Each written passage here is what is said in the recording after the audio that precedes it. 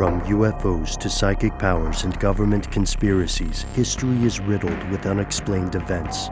You can turn back now, or learn the stuff they don't want you to know.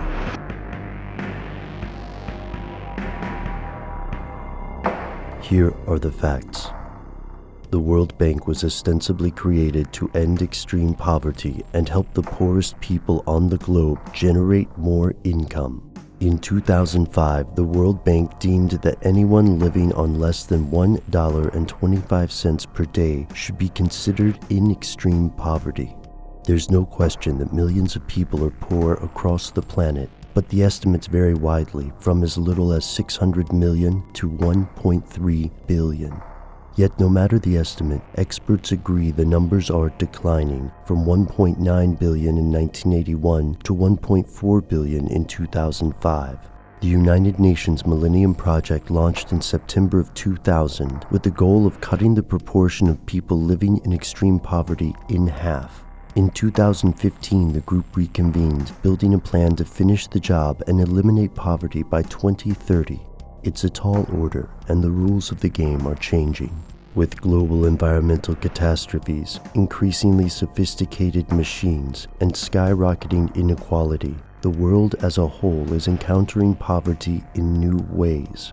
So what comes next? What is the future of poverty? Here's where it gets crazy. No one's particularly sure. There are a wealth of predictions out there and several large factors at play. Some of the speculation is surprisingly optimistic, such as the World Bank's prediction that extreme poverty will fall to less than 10% of the population in 2015. Yet poverty is also measured in numerous ways. To reach the figure mentioned earlier, the World Bank used a different measurement of poverty, $1.90 a day rather than $1.25. The data used for development indices is often woefully outdated and difficult to interpret, with estimates varying widely. And there's another factor to consider. The same institution has also predicted that climate change could drive another 100 million people into extreme poverty by 2030. Environmental shocks, rising water levels, and unbearable temperatures might drive millions from their homes, destroying their livelihoods, perhaps even turning them into climate refugees. Will humanity's social advances be enough to counterbalance the looming threat of natural disaster? There's yet another factor at play, and it's not one often breached in the mainstream news. Can we trust organizations like the World Bank? To critics of the IMF and the World Bank, these institutions are not built to better developing countries so much as to keep them under the control of a global financial establishment. Economic development policies often require massive privatization, large loans, deregulation, and export deals with private ventures. Critics such as Joseph Stiglitz, former chief economist of the World Bank, argue that the institution emphasizes GDP growth regardless of whether it contributes to a better standard of living. The International Consortium of Investigative Journalists found that many impoverished people ended up worse off due to World Bank projects.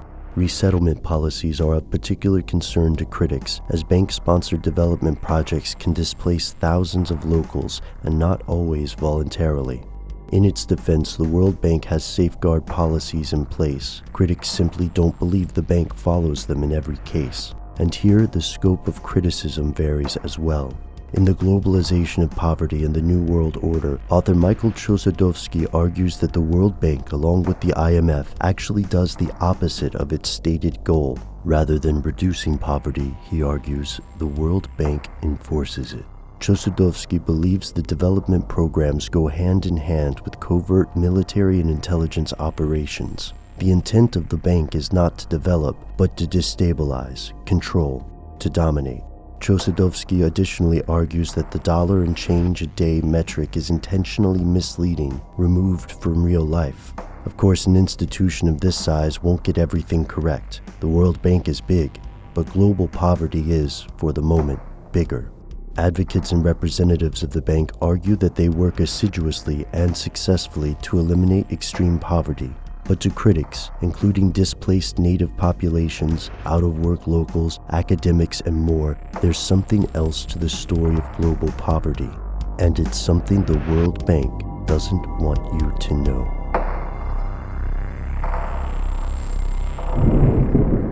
For more information about the future of poverty, the World Bank, and the IMF, tune in to our audio podcast on StuffTheyDon'tWantYouToKnow.com.